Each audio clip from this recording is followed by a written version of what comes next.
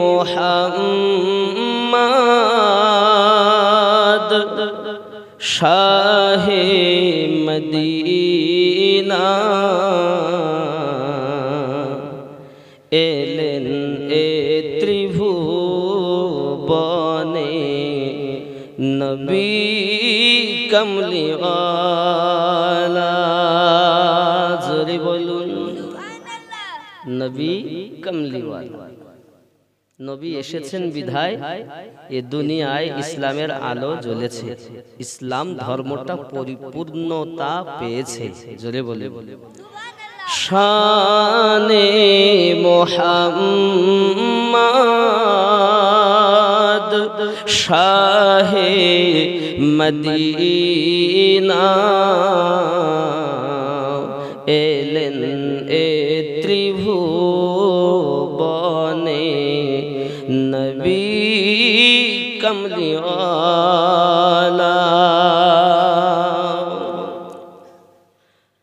কলেমা নিয়ে গেলেন নবীজি ইহুদীদের কাছে, পাথর মেরে তাড়িয়ে দিল দয়ার নবীকে। কলেমা নিয়ে গেলেন নবীজি ইহুদীদের কাছে, পাথর মেরে তাড়িয়ে দিল দয়ার নবীকে। মদিনায় আসিয়া নবীজি মদিনায় আসিয়া নবীজি করিলেন উজালা,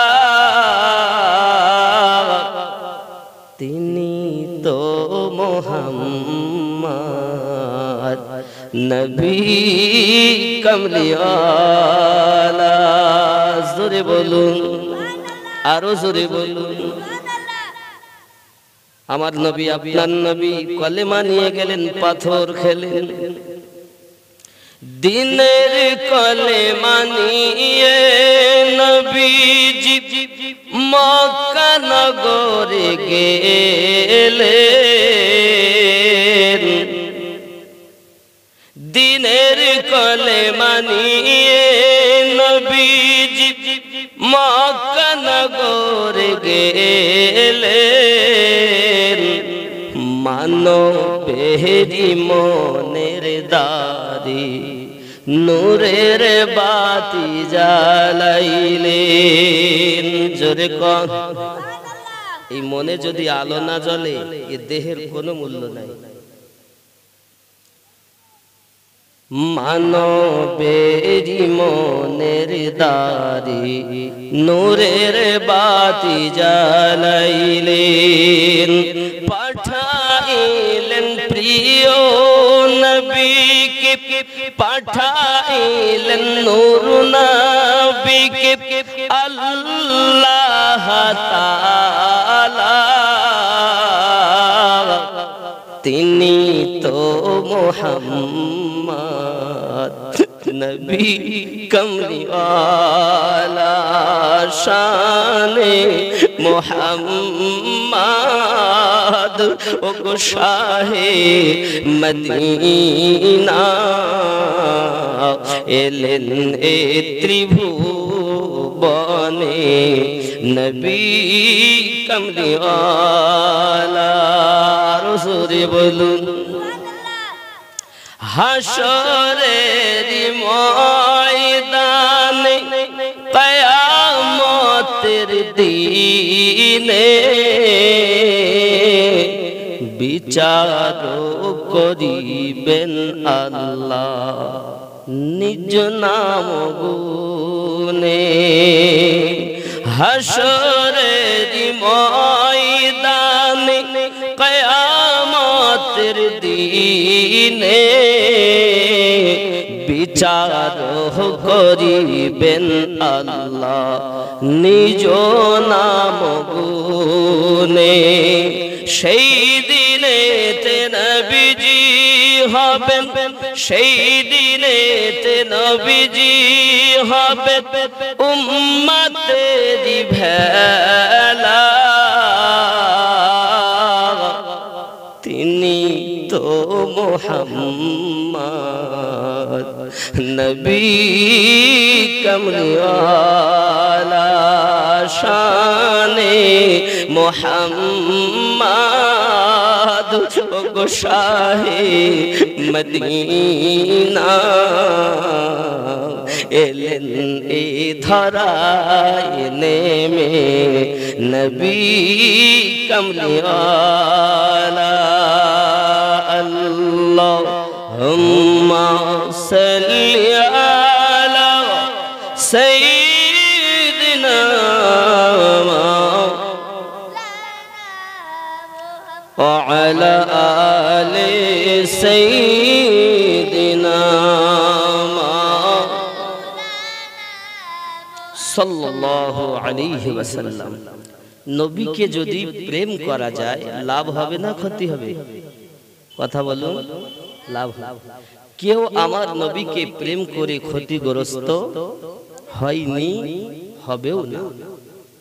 যে নবীকে পাথরেও চিনেছে, পাথরে যার কলেমা পড়েছে, সুবহানাল্লাহ বলেন। এই নবীকে গাছে চিনেছে, অবলা জীব চিনেছে, চিনিনি কিছু হতভাগা মানুষ। আমাদের নবী পাকের ওসিলাতে আমরা জীবন পেয়েছি। নবী যদি না আসতেন আমরা জীবন পেতাম কি? খেয়াল করেন,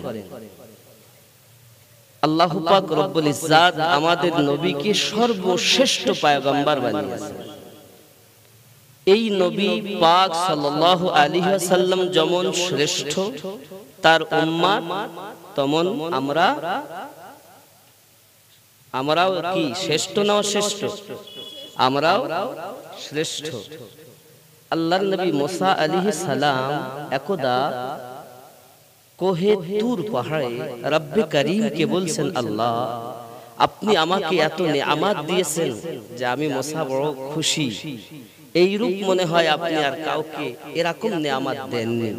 কোরআন। তখন আমার আল্লাহ পাক বললেন, ওগো নবী মুসা, তোমাকে আমি আল্লাহ উপযুক্ত বানিয়েছি, সম্মানিত করেছি। তবে আয় মুসা, আমি আল্লাহর একত্ববাদকে তুমি যেমন স্বীকার করবে, পাশাপাশি আমার নবী পাককেও তুমি মোহাব্বত করবে। জোরে বলে। নবী মুসা আলাইহিস সালাম বললেন, আয় আল্লাহ, আপনাকে এক বলে মানব, তো পাশাপাশি আপনার নবীকে কেন ভালোবাসতে হবে? আপনার হুকুম পালন করব, আপনার নিষেধগুলো বর্জন করব, তবে আপনার নবীকে কেন আমাকে ভালোবাসতে হবে? তখন আমার আল্লাহ পাক জানালেন, লাউলা মুহাম্মাদু ওয়া উম্মাতুহু, আমি যদি মুহাম্মদ সাল্লাল্লাহু আলাইহি ওয়াসাল্লাম এবং তার উম্মতকে না বানাতাম, লামা খালাকতুল জান্নাহ, আমি আল্লাহ জান্নাত বানাতাম না, ওয়ালান নার, আমি আল্লাহ দোজখ বানাতাম না, ওয়ালা শামস, আমি আল্লাহ সূর্য বানাতাম না, ওয়ালান নাহার, আমি আল্লাহ দিন বানাতাম না, ওয়ালাল কমার, আমি আল্লাহ পাক চন্দ্র বানাতাম না, ওয়ালাল লাইল, আমি আল্লাহ পাক আল্লাহ তাআলা রাত বানাতাম না, ওয়ালা মালাকান, আমি আল্লাহ পাক রব্বুল ইজ্জাত কোন ফেরেশতা বানাতাম না, ওয়ালা নবিয়্যা, আমি আল্লাহ পাক কোন নবীও বানাতাম না। আরো জোরে বলে। রব্বে কারীম আরো পরিষ্কার করে জানালেন, আই নবী মুসা, তুমি জেনে রাখো শুধু এতটুকুই নয়, ওয়ালা মুরসালা, আমি আল্লাহ পাক আল্লাহ তাআলা কোন মুকাররাব ব্যক্তি বিশিষ্ট ব্যক্তি বানাতাম না। ওয়ালা ইগিয়াকা, হে নবী মুসা তুমি শুনে রাখো, এমন কি আমি আল্লাহ তোমাকেও বানাতাম না। যে নবীর একদা, যে নবী শ্রেষ্ঠতম পয়গম্বর, যে রাসূলের উম্মতের এত শ্রেষ্ঠতম পাওয়ার আল্লাহ দিয়েছেন, ওই রাসূলের উম্মত কখনো মদখোর হতে পারে না, ওই রাসূলের উম্মত কখনো বেনামাজি হতে পারে না, ওই রাসূলের উম্মত কখনো মিথ্যাবাদী হতে পারে না, ওই রাসূলের উম্মত কখনো আল ঠেলতে পারে না, ওই রাসূলের উম্মত কখনো মহিলা সমিতি করতে পারে না, ওই রাসূলের উম্মত কখনো দুনিয়ায় পাপে লিপ্ত হতে পারে না। কারণ আমার আল্লাহ পাক রব্বুল ইজ্জত বলেন, আমার বান্দা বান্দি জেনে রাখো, আমি আমার নবীকে জগতের বুকে পাঠিয়েছি তোমাদেরকে আমি আল্লাহর একাত্মবাদকে জানানোর জন্য। পাশাপাশি আমি আল্লাহ পাক রব্বুল ইজ্জত জাহান্নামও বানিয়েছি, জান্নাতও বানিয়েছি, শুধু একটি মাত্র কারণ, হে আমার বান্দা বান্দিরা, তোমরা আমার নবীর হুকুমকে মেনে চলবে, আমার নবীর নিষেধকে বর্জন করে চলবে। আমার রাসূল শুধু শুধু রাসূল নয়, আমার রাসূল এমন আমি আল্লাহ যাকে হাবিবুল্লাহ বলেছি। কি বলেছি? হাবিবুল্লাহ, হাবিবুল্লাহ এর মানে এটাই, আদম আলা নবিয়িনা আলাইহিস সালাম থেকে নিয়ে যত নবী রাসূল রব্বে কারীম জগতের বুকে প্রেরণ করেছেন, সমস্ত নবী ও রাসূল শুধুমাত্র আল্লাহকে খুশি করতে চেয়েছেন, রাজি করতে চেয়েছেন। কোন কাজ করলে আল্লাহ রাজি থাকবেন, কোন কাজ করলে আল্লাহ খুশি হবেন। আর আমার আল্লাহ পাক রব্বুল ইজ্জত বলেন, কালিম আমাকে রাজি খুশি করতে চায়, সফিউল্লাহ আমাকে রাজি খুশি করতে চায়। সফিউল্লাহ কার উপাধি? হযরত আদম আলা নবিয়িনা আলাইহিস সালামের উপাধি ছিল আদম সফিউল্লাহ। জোরে বলুন সুবহানাল্লাহ।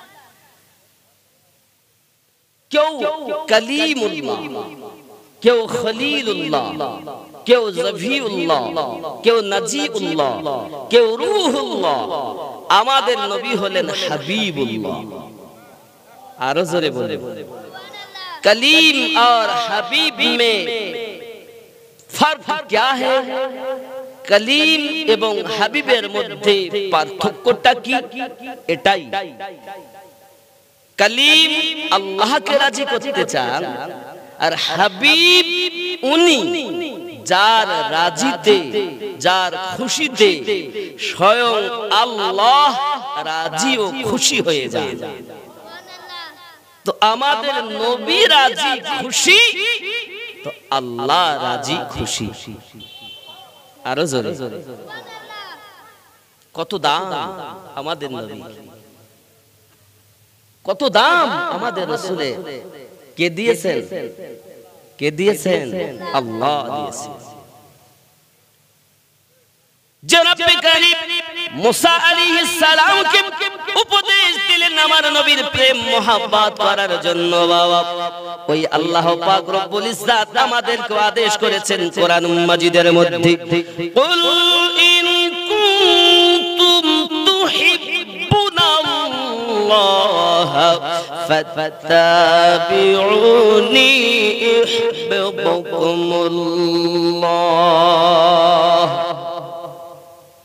জোরে বলুন সুবহানাল্লাহ। ওয়া ইয়াগফিরু লাকুম যুনুবাকুম আল্লাহু গফুরুর রহিম। জোরে কোন সুবহানাল্লাহ। আমার আল্লাহ বলেন, কুল ইন কুনতুম তুহিব্বুনাল্লাহ, হাবিব আপনি বলে দিন, কেউ যদি আমি আল্লাহকে মুহাব্বত করতে চাই, তুহিব্বুনাল্লাহ, আমি আল্লাহকে ভালোবাসতে চাই, ফাত্তাবিউনি, সে যেন আপনার ইত্তেবা করে, ওয়ায়াগফিরু লাকুম যুনুবাকুম, আল্লাহু গফুরুর রহিম। আর যারা আপনার অনুসরণ করবে, আপনার ইত্তেবা করবে, আমি আল্লাহ পাক রব্বুল ইজ্জাত ওয়ায়াগফিরু লাকুম, আমি আল্লাহ পাক তাকে maaf করে দেব। আরো জোরে বল, ওয়ায়াগফিরু লাকুম যুনুবাকুম, আল্লাহু গফুরুর রহিম। জোরে বল। যে নবীর রাজিতে, যে নবীর খুশিতে স্বয়ং রব্বে কারীম খুশি, অপর জায়গায় আল্লাহ পাক রব্বুল ইজ্জাত স্পষ্ট করে জানালেন, মাইয়াতির রাসূল ফাকাদ আতা আল্লাহ। যে ব্যক্তি পৃথিবীর জমিনে নবীর ইত্তেবা করলো, সে নবীর করলো না, বরং তো আমি আল্লাহর ইত্তেবা করলো। যারা শুধু আল্লাহ আল্লাহ আল্লাহ করে, প্রকৃত বাবা আল্লাহ ওয়ালা নয়। যারা নবী নবী করে, তারাই প্রকৃত আল্লাহ ওয়ালা, নবী ওয়ালা। কথা কি বোঝা যাচ্ছে? কেন আপনার ভিতরে প্রশ্ন জাগতে পারে, হুজুর এই কেমন কথা? আল্লাহ ওয়াহদানিয়াত, এক আল্লাহকে মানা, এটা হলো ওয়াহদানিয়াত। ওয়াহদানিয়াত বলতে একত্ববাদ। কি এটা? লা ইলাহা ইল্লাল্লাহ, এটা কি? একত্ববাদ। আর মুহাম্মাদুর রাসূলুল্লাহ সাল্লাল্লাহু আলাইহি ওয়াসাল্লাম, এটি হলো রিসালাত। রিসালাত ও ওয়াহদানিয়াত, এই দুটো মিলেই হলো ঈমানের মজবুতিয়াত। জোরে বলে। রিসালাত নেই, তুমি মুমিন নও। কি রিসালাত নেই মানে মুমিন নয়? হুজুর আপনার কথা কেমন? আমরা তো নারায়ে তাকবীর নারায়ে তাকবীর করি, নারায়ে রিসালাত তো বলি না। তার মানে আপনি সঠিক ঈমানদার পরিচয় দিতে পারেন। মুখে হয়তো আপনি বলছেন না, কিন্তু অন্তর থেকে যদি রাসূলকে মানার দুটো জিনিস, এই যে ইকরারুম বিল লিসান ওয়া তাসদীকুম বিল কলব, জবান দিয়ে ইকরার করা আর দিল থেকে তাসদীক করার নাম হলো ঈমানদার। জোরে বলুন। ইকরার জবান দিয়ে পড়া আর দিল থেকে তাসদীক করা। তাহলে মুখে পড়া একরকম, আর দিল থেকে মেনে নেওয়া তার দাম বেশি না মুখে পড়া তার দাম বেশি? কথা বলেন। দিল থেকে মেনে নেবে যেটা, সেটাই হলো বেশি গ্রহণযোগ্য, ঠিক কিনা বলেন? বন্ধুরে আমার, সহিহ বুখারী কিতাবুল ঈমান হাদিস নাম্বার 15, আনাস বিন মালিক রাদিয়াল্লাহু তাআলা আনহু হাদিসটি বর্ণনা করছেন, লা ইউমিনু আহাদুকুম হাত্তা আকুনা হাব্বা ইলাইহি মিন ওয়ালিদিহি ওয়া ওয়ালাদিহি ওয়ান নাসি আজমাইন। সুবহানাল্লাহ। লা ইউমিনু, হতে পারবে না তুমি ঈমানদার, হাত্তা কুনা হাব্বা ইলাইহি, ততক্ষণ পর্যন্ত তুমি ঈমানদার হতে পারবে না যতক্ষণ আহাব্বা ইলাইহি মিন ওয়ালিদিহি, তোমার পিতা থেকে বেশি প্রেম না করবে। জোরে বলুন। বাপকে বেশি ভালোবাসো, মাকে বেশি ভালোবাসো। সহিহ বুখারী কিতাবুল ঈমানের 15 নম্বর হাদিসে আনাস বিন মালিক রাদিয়াল্লাহু তাআলা এই হাদিসটি বলছেন, যে কথা আমার আল্লাহ বলেন কোরআন মাজিদে, যে আমি আল্লাহকে রাজি করতে চাইলে নবীর পয়রবি করো, ওটাই সহিহ বুখারীর 15 নম্বর হাদিসে বলা হচ্ছে, তুমি তোমার বাপ মায়ের থেকে বেশি মোহাব্বত করো। জোরে বলে। মিন ওয়ালিদিহি ওয়া ওয়ালাদিহি, তোমার সন্তানাদি থেকে বেশি, ছেলের থেকে বেশি, মেয়ের থেকে বেশি প্রেম করতে হবে। জোরে বলুন। আরো জোরে। ছেলে মেয়ের থেকে বেশি যদি প্রেম না করো আর কি হবে?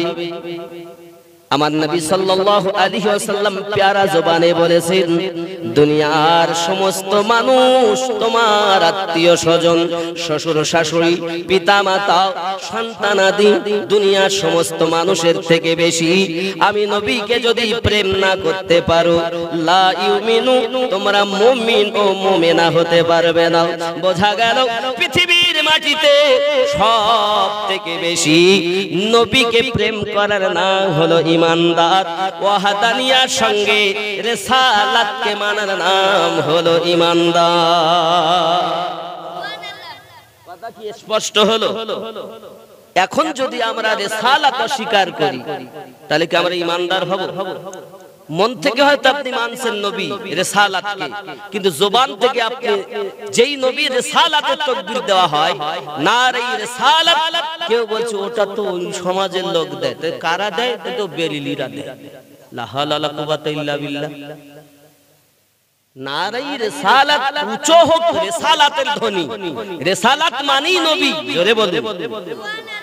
তো আপনি আমি যদি আমার নবীর রিসালাতের দাওয়াত নাই বা দিলাম, আমাদের রব আগে থেকেই কোরআন শরীফে ওয়াজ করে আমার নবীর শান বাড়িয়ে দিয়ে নিজে 30তম পারা সূরা ওয়াদ-দুহার মধ্যে জানিয়ে দিয়েছেন। সূরা দোহা কি বলেছেন? ওয়ারাফা'না লাকা যিকরাক, আমি আপনার চর্চাকে বেশি বেশি করে দিয়েছি। সুবহানাল্লাহ। আপনার রাগ হয় কেন? রিসালাতকে অস্বীকার করে ওয়াহাদানিয়াত পাওয়া যাবে না, আবার বেলায়াত অস্বীকার করে রিসালাত পাওয়া যাবে না। জোরে বলুন সুবহানাল্লাহ। হুজুর বেলায়াত কাকে বলে? বেলায়াতে ওলি হয় আর রিসালাতে নবী হয়। জোরে বলুন সুবহানাল্লাহ। নবুয়াতে নবী আর বেলায়াতে ওলি। জোরে বলে সুবহানাল্লাহ। আল্লাহ যাদের নবুয়ত দিয়েছেন তারা হলেন নবীগণ, আর সকল নবীর মধ্যে আমাদের নবী, জোরে বলুন, শ্রেষ্ঠ। আর সকল আউলিয়াদের মধ্যে পৃথিবীতে গাউসে আজম হলেন শ্রেষ্ঠ। জোরে বলুন। কথা কি বোঝা যাচ্ছে? এজন্য আমি গজলে বলেছি, দেখবেন, শুনে দেখবেন, আল্লাহর ওলি ছাড়া নবী পাবি না রে, আল্লাহর ওলি ছাড়া নবী পাবি না। তার আগে আমি এই জিনিসটা বোঝানোর জন্য আরেকটুখানি পিছিয়ে যাই। দেখেন, আমার হুজুর শাহ আলিমউদ্দিন নকশবন্দি রাহমাতুল্লাহ আলাইহি একটি কথা লিখছেন, মন হও আলেম, হও কারি হাফেজ। খেয়াল করেন, মন হও আলেম, কারি হাফেজ। হও রে তুমি বড় মাওলানা, তোমার মনের কালি না ঘুচালে মানুষ হতে পারবে না। সুবহানাল্লাহ। কথা কি বুঝতে পারছেন বাংলা কথা?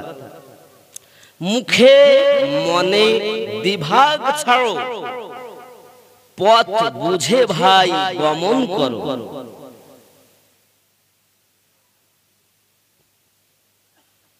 পথ বুঝে ভাই গমন করো, পূর্বে মনের বাসনা। মন হও আলেম হাফেজ কারি, হও রে বড় মাওলানা, মনের কালি না ঘুচালে মানুষ হতে। সুবহানাল্লাহ। মানুষ যদি হও রে খাঁটি, মানুষ যদি হও রে খাঁটি, মাটির সঙ্গে হও রে মাটি। মুর্শিদের পাক কদম দুটি, করো পথের নিশানা। মন হও আলেম হাফেজ কারি মুফতি বড় মাওলানা, মনের কালি না ঘুচালে মানুষ হতে। কথা কি বোঝা যাচ্ছে? কথা কি বুঝতেছেন? হুজুর বলছেন, শাহ আলিমউদ্দিন নকশবন্দি রাহমাতুল্লাহ আলাইহি, নকশবন্দিয়া মুজাদ্দিদিয়া তরিকত শুনেছেন না আপনারা? কথা বলে আপনি হয়তো বলেন, হুজুর আমরা ওই তরিকার লোক না, এরকম মনে হচ্ছে, মনে হয়। আপনারা কি এই তরিকার লোক না? কি মনে হয় আপনাদের? আপনারাও এই তরিকাত ভুক্ত। হুজুরে কিরকম? তাহলে আমি একটুখানি বুঝাবো, একটু পিছনে যেতে হবে। যেমন আপনারা জিকিরের মজলিস কি করেছেন কখনো? জিকিরের মজলিস আপনাদের এখানে হয় গ্রামে, মাঝে মাঝে জালসাতে হয়েছে। দেখবেন জিকিরের মজলিসে গিয়ে বলে, যারা জিকির করতে আসেন দেখবেন বলবে, আমার দাদা হুজুর পীর কিবলা রহমাতুল্লাহ আলাইহির কলবের ওসিলায়, অথবা মেজে হুজুর বা ছোট হুজুর বা 4 শহীদ 5 হুজুরদের কলবের ওসিলায় আমার কলবে 4 তরিকার ফায়েজ আসো। আল্লাহ আল্লাহ বলেন, লা ইলাহা ইল্লাল্লাহ, আল্লাহ আল্লাহ আল্লাহ বলেন না? করেছেন তো নাকি? আমি যে কথাটা বলছি এটা কি মিলছে? 4 তরিকতে, তার মানে যারা দাদা হুজুর পীর কিবলা রহমাতুল্লাহ আলাইহিকে ভালোবাসেন, মুরিদ হয়েছেন, মেজে হুজুর বলতেছেন, তাদের শিক্ষাটাই হুজুর এটাই দিয়ে গেছেন যে তোমরাই 4 তরিকত অন্তর্ভুক্ত। জোরে বলে, বোঝা যায়? আর এই 4 তরিকতের একটি তরিকতের নাম হলো নকশবন্দিয়া মুজাদ্দিদিয়া। নাকি কথা বলেন না? আমি কি ভুল বলছি না ঠিক বলছি? ঠিক। এই তরিকতে আমি বায়াত হয়ে আছি। আর আমার ওই তরিকতের একজন মুর্শিদে হাক্কানি আল্লাহর ওলি শাহ আলিমউদ্দিন নকশবন্দি রাহমাতুল্লাহ আলাইহি কথাটা লিখছেন।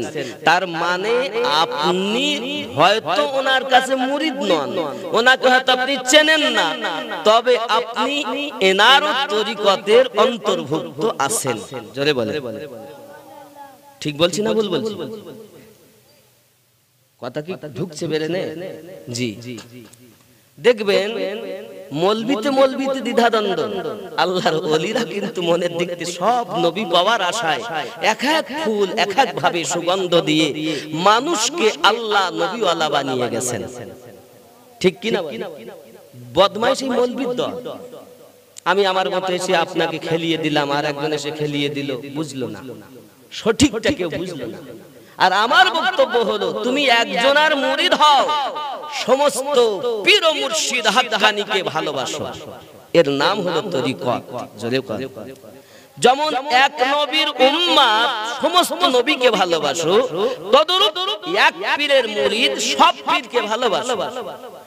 এক ইমামের অনুসারী সব ইমামকে ভালোবাসি, ঠিক তদরূপ এক পীরের মুরিদ সব পীরকে ভালোবাসে। কথা কি বোঝা যাচ্ছে? কথা বলে আমার কথা কি বাংলা বুঝতেছেন নাকি? একটু হ্যাঁ হো না দিলে আমি কি করে বুঝবো? আব্বা আরো একটি কথা বলি, আপনি আপনার পিতাকে যত পারেন সম্মান করুন, কিন্তু আপনার পিতা ভালো আর একজনের পিতা যে খারাপ, এটা আপনি কেমন করে জানেন? বরঞ্চ আপনার বিবেক বুদ্ধিতে সঠিক বিচার এটাই হওয়া উচিত, আমার পিতা ভালো, আমার গ্রামে যত মানুষ আছে তাদের বাপও ভালো, কিন্তু সবার বাপের থেকে আমার কাছে আমার বাপ আরো ভালো। কথা কি বুঝতেছেন? সবার পীর ভালো, তার মধ্যে আমার পীর আমার কাছে, কথা বলেন না, সবার পীর আমার কাছে ভালো, তার মধ্যে আমার পীর আমার কাছে আরো, জোরে বলুন না, আরো জোরে বলুন সুবহান। এর নীতি হওয়া উচিত। এটাই হলো তরিকত, এটাই হলো উলফাত, আর এটাই হলো তরিকতের বিধান। জোরে কোন সুবহানাল্লাহ। এরা তরিকত করছে, আবার সবকে বাদ দিচ্ছে। কই দাদা হুজুর তো তা করেননি, দাদা হুজুর তো সব 4 তরিকতে অনুসরণ করে চলেছে। আর আপনার ভিতরে এরকম কেন? আমারটাই ভালো আর সব খারাপ, তার মানে ও আসলে নিজে খারাপ। ঠিক নেই? আমার কথা বুঝতে রাগ হচ্ছে না তো? আমি এই জন্য বলছি, একটু বোঝো। মানুষ যদি হওরে খাঁটি, মাটির সঙ্গে হওরে মাটি। খেয়াল করেন, মানুষ যদি হওরে খাঁটি, মাটির সঙ্গে হওরে মাটি রে, মুর্শিদের কদম দুটি কর পথের নিশানা, মনের কালি না ঘুচালে মানুষ হতে পারবি না। খেয়াল করেন বাবা, পৃথিবীর মাটিতে আমাদের বোঝা দরকার অনেক কথা, আমি আর সব বলবো না, অল্পতেই বুঝে নেন। তাহলে আমাদের ভিতর ভালো করতে হবে, ওপরও না ভিতর ময়লা থাকবে আর ওপরে ভালো থাকবে, পরিষ্কার চকচকে কাপড় চোপড় টুপি জামা ভালো আর ভিতরে ময়লা, তার মানে মাকাল ফল। মাকাল ফল বোঝেন তো নাকি? মাকাল ফল দেখছেন না? মাকাল ফল এ হলে কি আল্লাহ নবী পাওয়া যাবে গো? নবী পেতে গেলে আপনার ওপরটাও ভালো করা দরকার, ভিতরটাও। সুবহানাল্লাহ। আব্বাজি আমার সোনা মানিকেরা, নবী সাল্লাল্লাহু আলাইহি ওয়াসাল্লাম হাদিস শরীফের মধ্যে বলেছেন, আপনার কিনা জানের থেকে বেশি, এমন কি পিতামাতা থেকে বেশি, সন্তান থেকে বেশি, যত মানুষ দুনিয়াতে আছে সবার থেকে বেশি আমি নবীকে ভালোবাসো। আর আমি নবীকে যদি ভালোবাসো, আমি নবীর যদি তোমরা ইত্তেবা করো, স্বয়ং আল্লাহ পাক ওয়াজ করে বলছেন, মাইয়াতির রাসূলা ফাকাদ আতা আল্লাহ, যে ব্যক্তি নবীর পায়রবি করলো সে ব্যক্তি নবীর নয়, আমি আল্লাহর ইতাআত করেছে। নবী মানলে আল্লাহ মানা হয়, কিন্তু আল্লাহ মানলে নবী মানা। নবী মানলেই আল্লাহ মানা হবে, ঠিক না ভুল? কোরআনের কথা, মাইয়াতির রাসূল ফাকাদ আল্লাহ। আরে আমার সোনা মানিকেরা, বোঝা গেল নবীকে মানলেই আল্লাহ মানা হয়। আমরা পরিষ্কার ভাবে জানি নবী যেদিকে আমরা সেদিকে। কেন মানলে আপনি সাহাবীদের সঙ্গে আপনি মিলাবেন নিজের জীবনটাও, আমিনুদ্দিনের সঙ্গে জীবন মিলাবেন না বাবা। সর্বপ্রথম জীবনটা দেখবেন সাহাবী রাসূলদের সঙ্গে মিল হচ্ছে কিনা। তাহলে আপনার আমাকে একটু পরীক্ষা করতে হবে, রিসার্চ করতে হবে। চলুন একটুখানি হাদিস দেখি আর একটুখানি আল্লাহর কোরআন শরীফ দেখি। আব্বাজি আমার 38 বছর বয়সে মুসলমান হয়েছেন যিনি, তার নাম হলো হযরত আবু বকর রাদিয়াল্লাহু তাআলা আনহু। আমার নবী থেকে 2 বছরের ছোট যিনি, নাম তার আবু বকর রাদিয়াল্লাহু তাআলা আনহু। আমার নবী জগতের বুকে বলে গিয়েছিলেন, আমার রাসূল বলেছিলেন 30 বছর দুনিয়ার জমিনে খেলাফত চলবে, 30 বছর পরে রাজতন্ত্র শুরু হয়ে যাবে। হাদিস বলছে, আমি প্রত্যেকটা ব্রেনে ঢুকাবেন, দালালি কথা নয়, দলিলি কথা। আমার নবী পাক সাল্লাল্লাহু আলাইহি ওয়াসাল্লাম ইন্তেকাল করার পরে আবু বকর রাদিয়াল্লাহু তাআলা খলিফা হলেন, 2 বছর খেলাফতি চালালেন। আব্বাজি আমার তারপরে আমিরুল মুমিনিন ওমর রাদিয়াল্লাহু তাআলা আনহু খেলাফতি করলেন। বাবা 10 বছর খেলাফতি করলেন। বাবা 2 আর 10 12 বছর হলো। উসমান জিন্নুরাইন রাদিয়াল্লাহু তাআলা আনহু খলিফা হলেন। উনি একটানা 12 বছর খেলাফতি করেছেন। তাহলে কত হলো গণেন? 2 10 12 আর একজনাই 12 বছর। কত বছর হলো? 24 বছর। কত বছর বাকি আছে? 6। 30 এর থেকে 24 বাদ দিলে কত থাকে? 6। খলিফা কয়জন গেল? 3 জন। খলিফা হলেন হযরত আলী রাদিয়াল্লাহু তাআলা আনহু। আব্বা আমার খেলাফতি করলেন 5.5 বছর। 24 আর 5.5 কত হলো? 29.5। বাবা আমার হযরত আলী রাদিয়াল্লাহু তাআলা ইন্তেকালের পর 6 মাস খেলাফতি করলেন হযরত ইমাম হাসান পাক রাদিয়াল্লাহু তাআলা আনহু। জোরে বলুন বাবাজি আমার। তাহলে বোঝা গেল খলিফা কয়জন? খলিফা কয়জন? 5 জন হলো। সাহাবীদের মধ্যে শ্রেষ্ঠ 4 জন, আবু বকর, ওমর, উসমান, আলী। কিন্তু খলিফা হলেন 5 জন। যদি আপনি 4 জন খলিফা বলেন তো আমার নবী পাকের হাদিসকে অস্বীকার করা হয়, আমার নবীর বড় নানু ভাইকে অস্বীকার করা হয়। আমি আমিনুদ্দিন চ্যালেঞ্জ দিয়ে বলি, তুমি দেখো, হাদিস উঠিয়ে দেখো, যদি আর না থাকে আমাকে ধরো। আর যদি থাকে গ্রহণ করো। আমরা জানি 4 জন সাহাবী শ্রেষ্ঠ, কিন্তু খলিফা 5 জন, একজন ইমাম হাসান পাক, জোরে বলে উনি যখন খলিফা হলেন, আব্বা আমার এলাকায় গন্ডগোল দেখা দিল, রাজতন্ত্র, আব্বা আমার বড় গন্ডগোল হলো, সম্প্রদায়ের মধ্যে মারামারি হলো। এই সম্প্রদায়ের মধ্যে মীমাংসা করেছিলেন যিনি, তার নাম ইমাম হাসান পাক রাদিয়াল্লাহু তাআলা আনহু। কারণ খলিফা কাকে বানাতে হবে, গন্ডগোল হলো এরকম, খলিফা বানাতে হবে আমিরুল মুমিনিন হযরতে আমিরে মাবিয়া রাদিয়াল্লাহু তাআলা আনহুকে আপনার কিনা বানাতে হবে। কিন্তু বাবা আমার খলিফার যুগ চলে গেছে। রাসূল আমার বললেন 30 বছর খেলাফতি চলবে, আর 30 বছর পর খেলাফত নয়, রাজতন্ত্র হবে। আব্বা আমার 6 মাস যখন খেলাফতি করলেন, আমিরে মাবিয়া রাদিয়াল্লাহু তাআলা আনহুকে আপনার গদিতে বসানো হলো। এটা খেলাফতি নয়, এটা হলো রাজতন্ত্র। খেলাফত আছে হাসান পাকের কাছে। কোথায় কোথায়? এইটাই কি আমরা গলিয়ে ফেলি। আমিরে মাবিয়ার কাছে রাজতন্ত্র ছিল, খেলাফতি ছিল না। খেলাফতি ছিল ইমাম হাসান পাকের কাছে। জোরে কোন শর্তনামা হয়েছিল, শর্তনামা হয়েছিল যে আমিরে মাবিয়ার পরে পরে ইমাম হাসান পাককে খেলাফতি দেওয়া হবে। উনি পুনরায় গদিতে আসবেন এই শর্তের উপরে। কিন্তু বাবা দিন যায় রাত আসে, যখন আমিরে মাবিয়ার বয়স হলো, দুনিয়া থেকে বিদায় নিল, তার বেটা ইয়াজিদ গদিতে বসে গেল, রাজতন্ত্র চলতে লাগলো। কিন্তু খেলাফতি কোথায়? হাসান পাকের কাছে। দেয়নি তারা। ওখানেও তারা রাজতন্ত্র করতে লাগলো, ওখানেও মুরিদ হতে লাগলো, দীক্ষা নিতে লাগলো। পয়সা আছে, টাকা আছে, জোর আছে। ইমাম হাসান পাকের কাছে অত্যাচার, বায়াত নামা পাঠানো হলো, ওরাও বায়াত করে, এখানেও বায়াত হয়। আমরাও যখন মুরিদ হই, হন না? মুরিদ আছেন নাকি এখানে? মেজে হুজুর, ছোট হুজুর, দাদা হুজুর, কেউ বা বসিরহাট হুজুর, কেউ বা বসিরহাট হুজুর খলিফা পানি গোবরা হুজুরের কাছে অনেকে আছে। অনেকে আজমিরি হুজুর, কেউ বা নকশবন্দিয়া মুজাদ্দিদিয়া তরিকত, কেউ বা চিশতিয়া তরিকত, কেউ বা কাদরিয়া তরিকত, কেউ বা সোহরাওয়ার্দিয়া তরিকত। মুরিদ অসুবিধা নেই, 4টি হক। সুবহানাল্লাহ।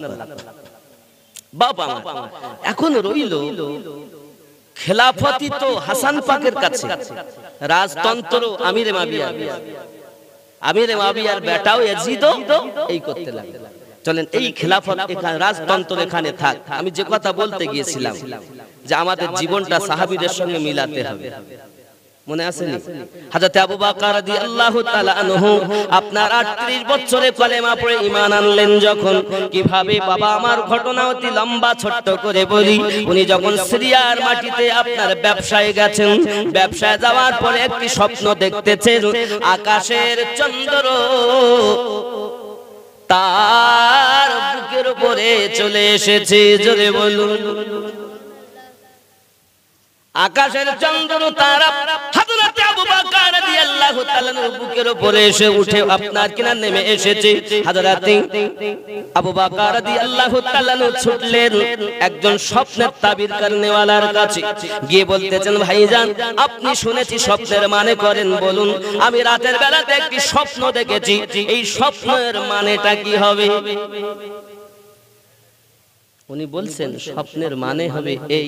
তোমার বাড়ি কোথায়? প্রথমেই যেই স্বপ্ন বলেছেন, তো বলছেন বাড়ি কোথায়?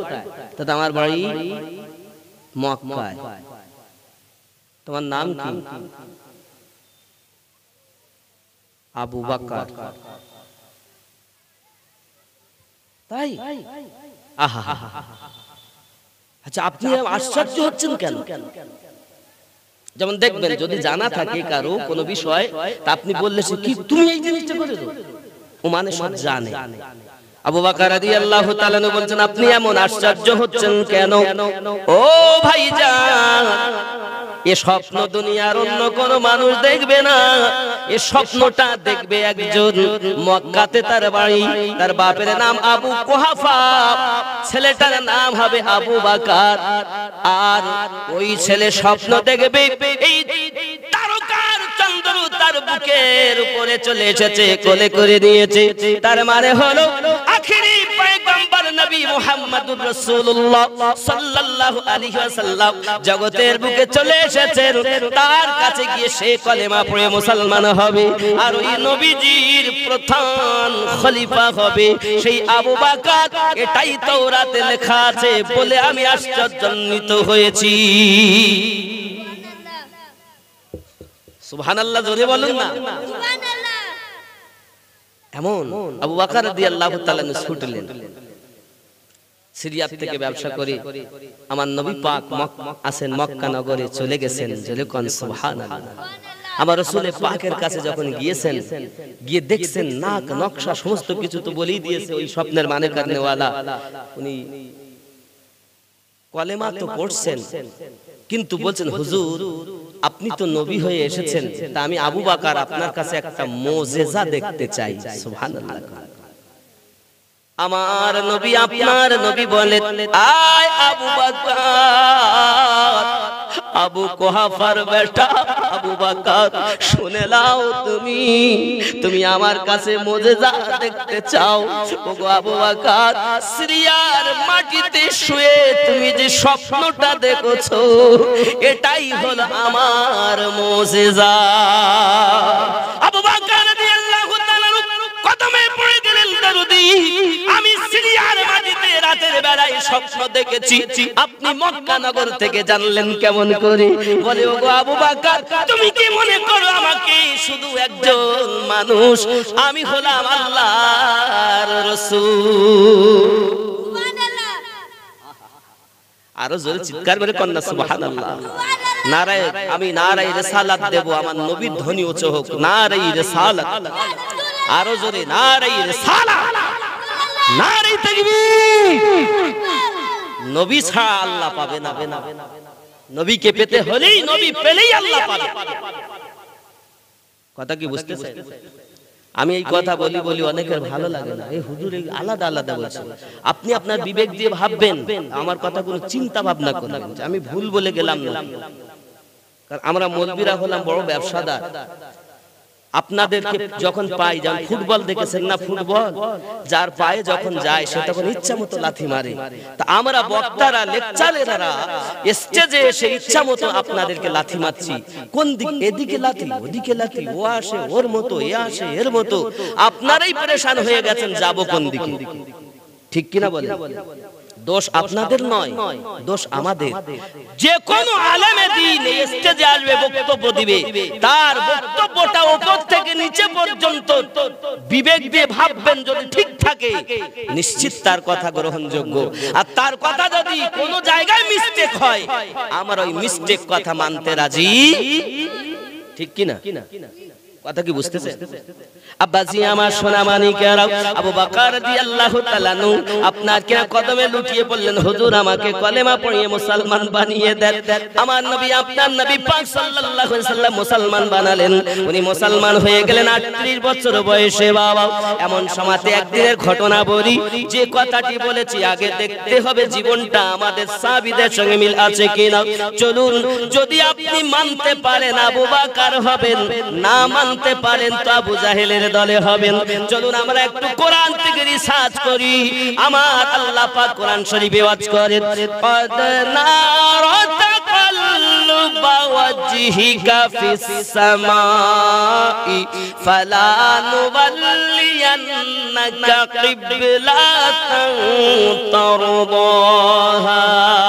জোরে বলুন সুবহানাল্লাহ।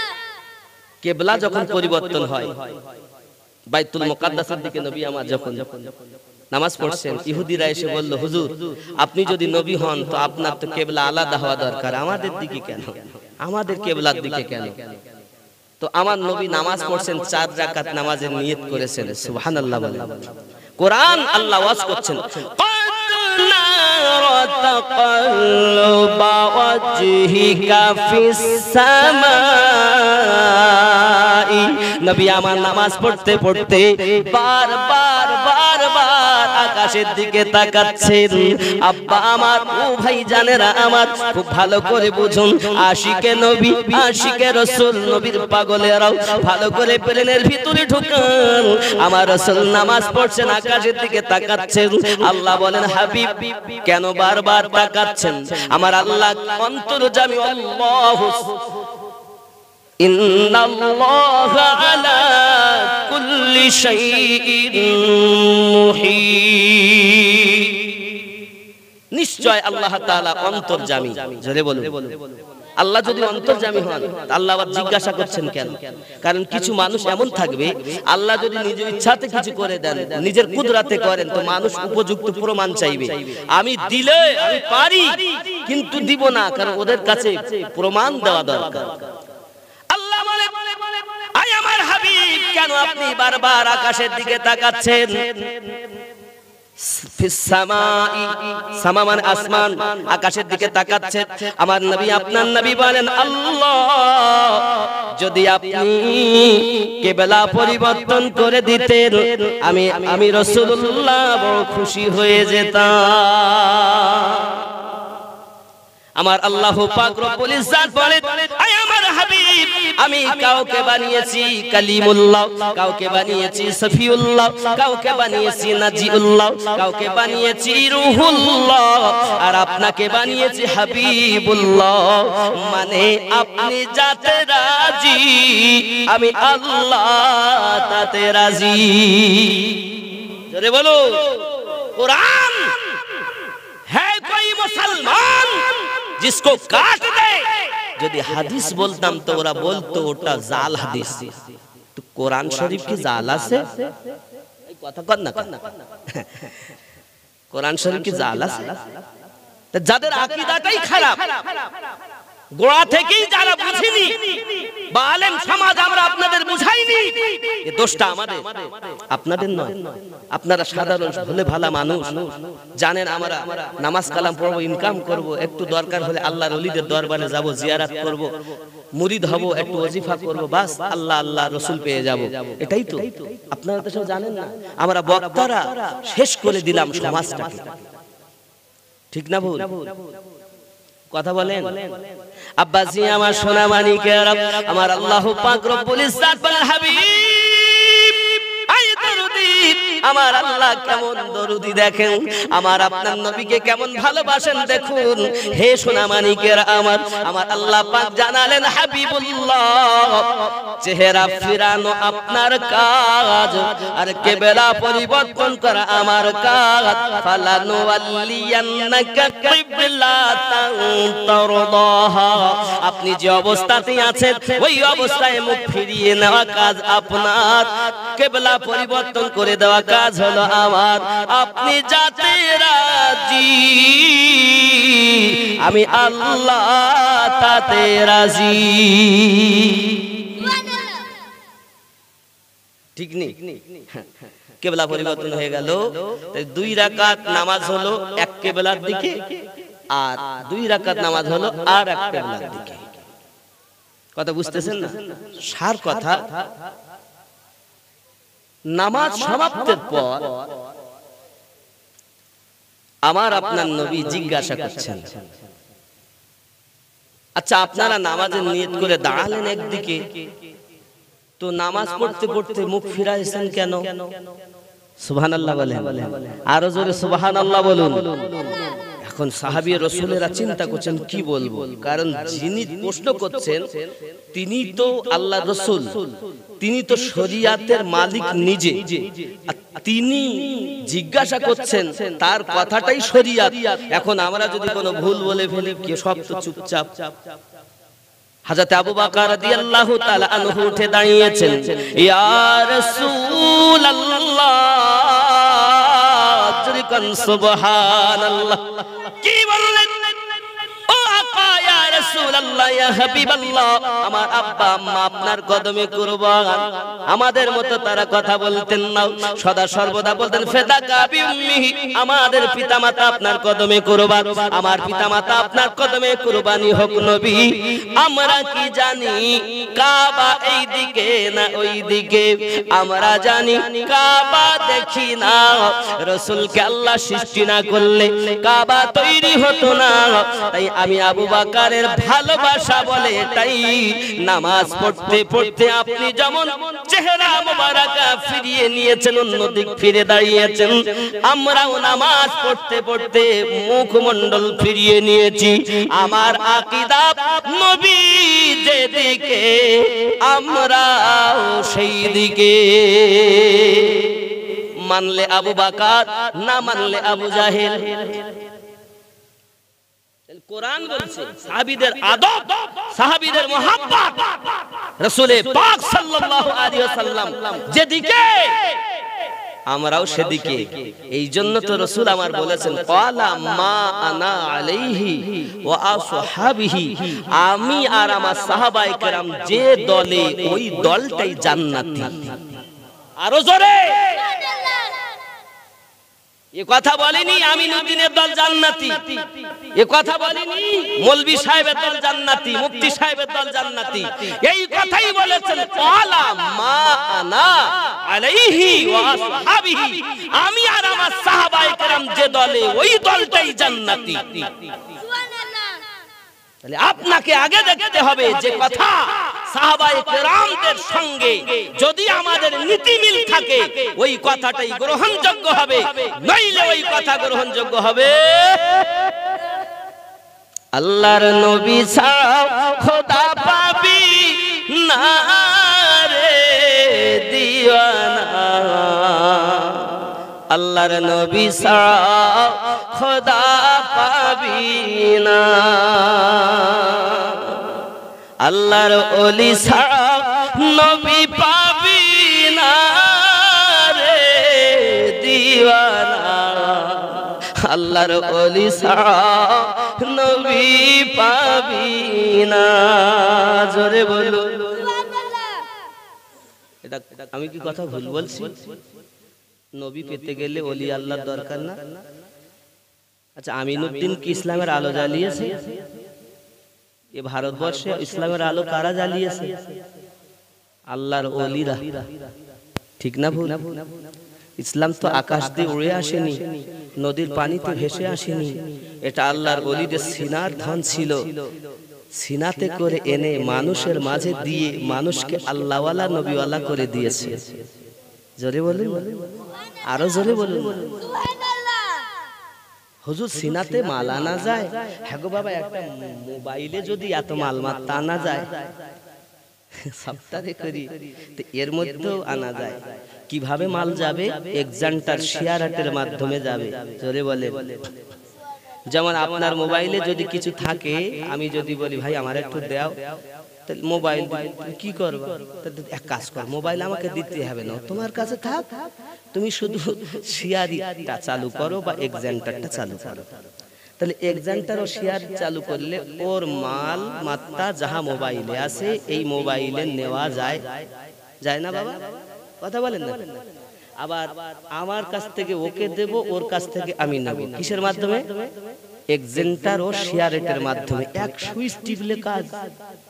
ও আল্লাহ, তাহলে মানুষের বানানো মেশিন যদি এত কাজ করে, আর আমাদের দেহের মেশিন গুলো তো আল্লাহ বানিয়েছেন, তা আল্লাহর বানানো মেশিন কি কম কাজ করে? আসলে সুদ খেয়ে, মদ খেয়ে, সিনেমা দেখে, মিথ্যা কথা বলে নামাজ কাজা করি, আমাদের মেশিন গুলো সব শেষ হয়ে গেছে। ঠিক না ভুল? শেয়ারই তো কাজ করে না, এক্সান্টারও কাজ করে না, ব্লুটুথও কাজ করে না, ডিসপ্লে কাজ করে না, মেমোরি কাজ করে না, নেটওয়ার্ক কাজ করে না। ভুল বলছি না ঠিক বলছি? কথা কান। আপনি হয়তো বলেন হুজুর এ কিরকম কথা, আইলাম শুনিনি, তাহলে একটু যুক্তিটা পরিষ্কার করে দেই। আপনাদের এই বাগপুকুর গ্রামে বাড়ি, তাই তো বাবা? এটা তো বাগপুকুর। বাগপুকুরে আপনার বাড়ি, আপনার ছেলে দিল্লিতে আছে, আপনি মনে করছেন আমি একটু তার সাথে অনেকদিন চলে গেল, খোকা দেখা সাক্ষাৎ নাই, কথা নাই, তা একটু দেখি। যুক্তি।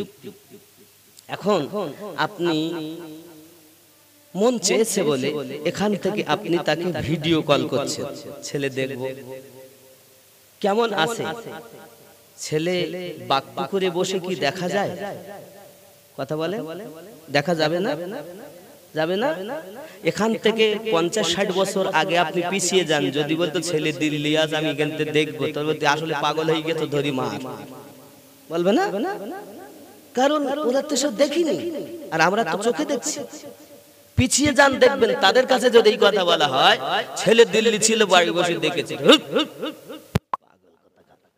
যেমন আমাদের এই মাজুরিয়া টিভি আছে একটা, এর এক দাদি আছে, বয়স হলে 130 বছর, 30 না 25 কত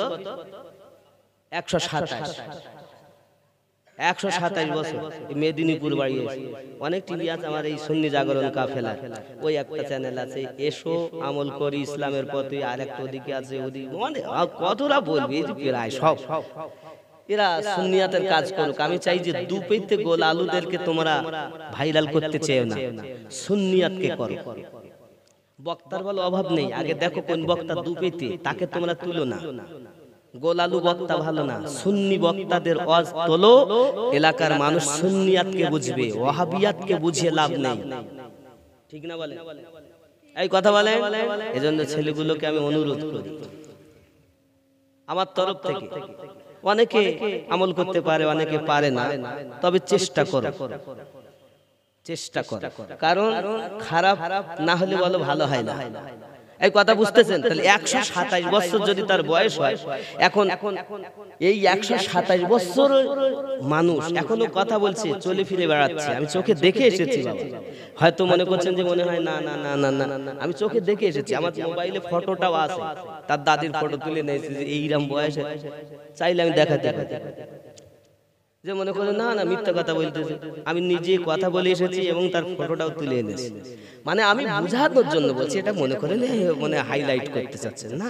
বিষয়টা হলো এই, যেখান থেকে 50-60 বছর আগেকার মানুষের কাছে কিন্তু এটা মিথ্যা বলে প্রমাণিত হয়, কিন্তু এখন আমরা যারা দেখছি বাস্তবের সঙ্গে, আমাদের কাছে সেটা মিথ্যা মিথ্যা নয়। তাহলে আমার আপনার ছেলে বাকপুকুর থেকে দিল্লিতে থাকলে দেখা যায়, কিসে দেখা যায়? মোবাইলে। আচ্ছা, মোবাইলে যদি পয়সা না থাকে তাহলে কি কল যাবে ওর কাছে, ছেলের কাছে? কথা বলেন না কেন? যাবে? কল করা সম্ভব হবে না। আবার টাকা আছে কিন্তু নেটওয়ার্ক নেই, তাহলে কি যাবে?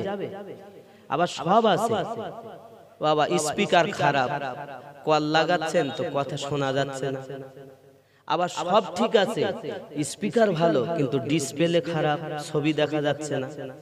আমি বুঝাতে চাচ্ছি সংক্ষিপ্ত এটাই, আপনার ছেলেকে যদি আপনি দেখতে চান বাকপুকুর থেকে, তাহলে আপনার মোবাইলটা কমপ্লিট থাকা দরকার, ডিসপ্লে ভালো দরকার, মেমোরি ভালো দরকার, সিম ভালো দরকার, মানে টাকা থাকা দরকার, নেটওয়ার্ক থাকা দরকার, স্পিকার ভালো থাকা দরকার। এক কথা যা মেশিন সব ভালো হলে তারপরে ওরও তো যদি টাকা না থাকে তাও।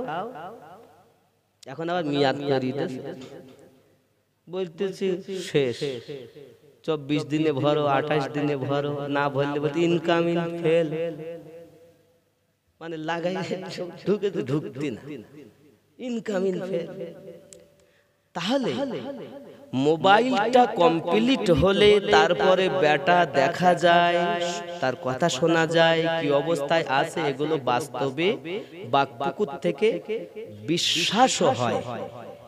তাহলে আপনি বাকপুকুর থেকে নবী দেখবেন, কি করে দেখবেন? আপনার নেটওয়ার্ক নেই, তারপর নেটওয়ার্ক আছে তো পয়সা নেই, আর পয়সা আছে তো ডিসপ্লে খারাপ, আবার যা কিছু আছে তো স্পিকার তার কাটা, তার মানে দাড়ি কাটা, নবী দেখে না। সুদ খাওয়া, নবী দেখে না। মদ পান করে, নবী দেখে না। মিথ্যা কথা বলে, নবী দেখে না। বেনামাজি, নবী দেখে না। ও বলতে চাচ্ছে না কিছু নেই, কিছু নেই, আসলে ওর ভিতর খারাপ। একটি মোবাইল কমপ্লিট না হলে যদি ব্যাটা না দেখা যায়, তো এই ভিতরের মেশিন ঠিক না হলে নবী দেখা যায় না। কথা বুঝতে পারছেন? কথা বুঝতে পারছেন নাকি? রাগ করবেন অনেকে। আল্লাহর নবী ছাড়া খোদা পাবি না রে দিওয়ানা, আল্লাহর নবী ছাড়া খোদা পাবি না। আগে যাও নবীর দারে, গোলাম হও নত শিরে, আল্লাহর নবী দিবেন খোদার ঠিকানা রে দিওয়ানা, আল্লাহর নবী ছাড়া খোদা পাবি না। আগে যাও আল্লাহর ওলির দারে, গোলাম হও নত শিরে, আল্লাহর ওলি দিবেন নবীর ঠিকানা রে দিওয়ানা, আল্লাহর ওলি ছাড়া নবী পাবি না। জোরে বলো। দুনিয়া চাই খোদাকে রাজি, দুনিয়া চাই খোদাকে রাজি, খোদা চাই নবীকে রাজি। ঠিক নি? সমস্ত নবী চায় আল্লাহ কিসে রাজি হবে, আমরাও চাই যে আল্লাহ আমার কিসে খুশি হবে সেই কাজ করো। আর আল্লাহ কি চায়? গজলেই বলে দিচ্ছি, দুনিয়া চাই খোদাকে রাজি, খোদা চায় নবীকে রাজি, এ ভেদে তত্ত্ব বোঝা যাবে না রে দিওয়ানা, আল্লাহর ওলি ছাড়া নবী পাবি না, আল্লাহর নবী ছাড়া খোদা পাবি না রে দিওয়ানা, আল্লাহর নবী ছাড়া খোদা পাবি না। জোরে বলুন। জিবরাইল বলেন নবীর দারে, দেখলাম কত পয়গম্বরে, সুবহানাল্লাহ। যত নবী আল্লাহ পাঠিয়েছেন এই নবীদের কাছে ওহী এনেছেন কে? জিবরাইল আলাইহিস সালাম। তো জিবরাইল বলছেন, কি বলছে দেখেন। আজ আমাদের মধ্যে কিছু মৌলবীরা বলছে নবী মাটির তৈরি, নবী সিসপ্যাক, নবী মরে শেষ হয়ে গেছে, নাউজুবিল্লাহ বলেন। আর জিবরাইল আমিন কি বলছে দেখেন।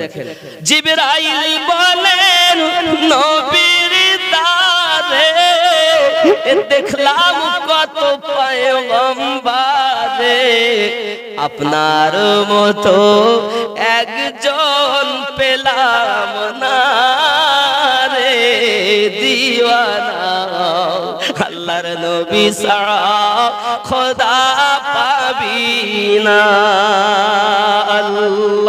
আল্লাহুম্মা সাল্লি আলা মাওলানা মুহাম্মদ আলা আলে সাইয়্যিদিনা। আব্বাজি আমার সোনা মানে খুব প্রেমের ভিতরে ঢুকিয়ে নিন বাবা।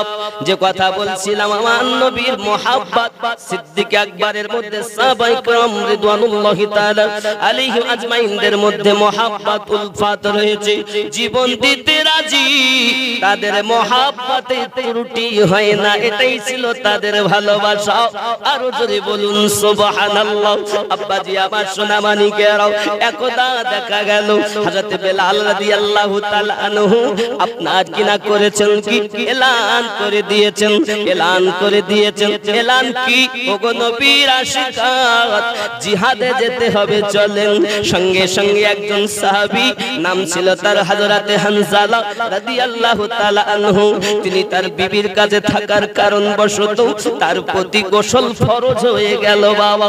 গোসলটা যখন ফরজ হয়ে গেল, শরীয়ত বলে গোসল ফরজ, আর মোহাব্বত বলে জিহাদ করা ফরজ। আমি হানজালা যদি গোসল করতে যাই আর কোন দুশমন যদি আমার দরদি নবীকে আঘাত করে, আমি হানজালার জীবনটাই তো বেকার হয়ে যাবে। আমি যার কলেমা পড়ি গো, ওই রাসূলের প্রতি যদি আঘাত হয় আমি হানজালা সহ্য করতে পারবো না। শরীয়ত বলে গোসল ফরজ, মুহাব্বত বলে জিহাদ ফরজ। হযরত হানজালা রাদিয়াল্লাহু তাআলা আনহু এই আওয়াজটা পেয়ে টুক করে ছুটে বাবা জিহাদের ময়দানে যুদ্ধ করতে লেগেছেন। জোরে বলুন সুবহানাল্লাহ। সাহাবীদের ভালোবাসা কেমন আর আমাদের ভালোবাসা কেমন, সাহাবীদের মুহাব্বত কেমন আর আমাদের মুহাব্বত কেমন, একটু বিচার করেন না বাবা। ওরে আমার সোনা মানিকেরা, চলুন না এগিয়ে যাই। এখন জিহাদের মাঠে সব যখন জিহাদ শেষ, শহীদ হয়ে গেলেন অনেকেই। শহীদ হওয়ার পরে আমার দরদি নবী, আপনার দরদি নবী বলছেন খোঁজ করে শহীদানদের দেহ মোবারকাগুলোকে এক জায়গায় জমা করো, কারণ বিনা গোসলে দাফন করতে হবে। সুবহানাল্লাহ বলে। গোসল করতে যখন বাবা আমার সকলকে বিনা গোসলেই আপনার দাফন করা হবে, খুঁজে খুঁজে খুঁজে খুঁজে সব দেহ মোবারকা পাওয়া যায়, একজনের দেহ মোবারকা পাওয়া যায় না। এমনি সমাতে আপনার কিনা আমার নবী পাক সাল্লাল্লাহু আলাইহি সাল্লাম বলছেন, সাহাবায়ে রাসূল গত ইয়া রাসূলুল্লাহ সাল্লাল্লাহু আলাইহি ওয়াসাল্লাম আদেশ করুন ফিদাকা বিউম্মিহি, আমাদের পিতামাতা কদমে কুরবান হয়ে যাক, যেমন আদেশ হবে পালন করতে রাজি। আমার আপনার নবী বলেন আদেশ নয়, আমি নবী আমার হানজালার দেহ কেন দেখছি না?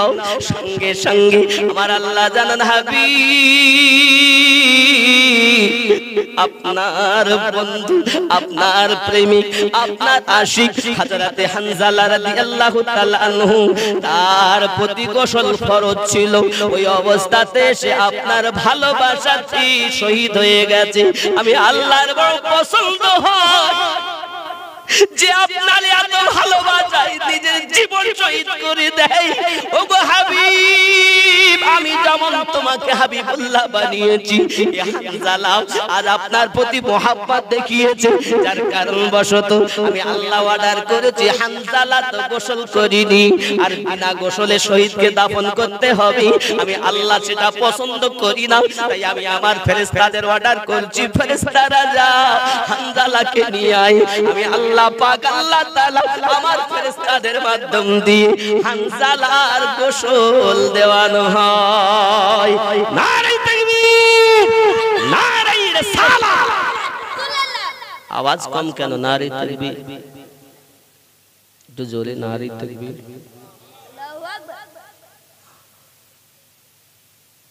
এরকম করে তো বিষয় উত্তর দিচ্ছেন না, একটু জোরে নারে তাকবীর।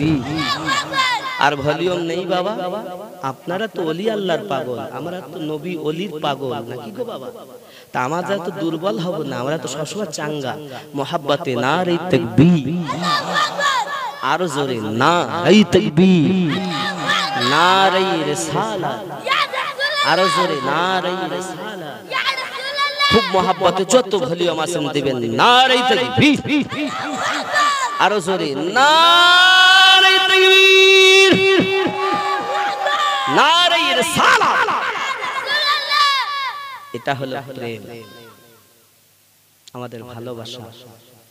আমরা জীবন দিতে পারি কিন্তু ঈমানে আঘাত হতে, এজন্য লিখছেন হে নবীর প্রেমের পাগল যারা প্রেম খেলা খেলে, হায়রে নবীর প্রেমের পাগল যারা প্রেম খেলা খেলে, হে নবীর প্রেমে ওয়াসকুরুনি দন্ত দেয় ফেলে, হে নবীর প্রেমের পাগল যারা প্রেম খেলা খেলে।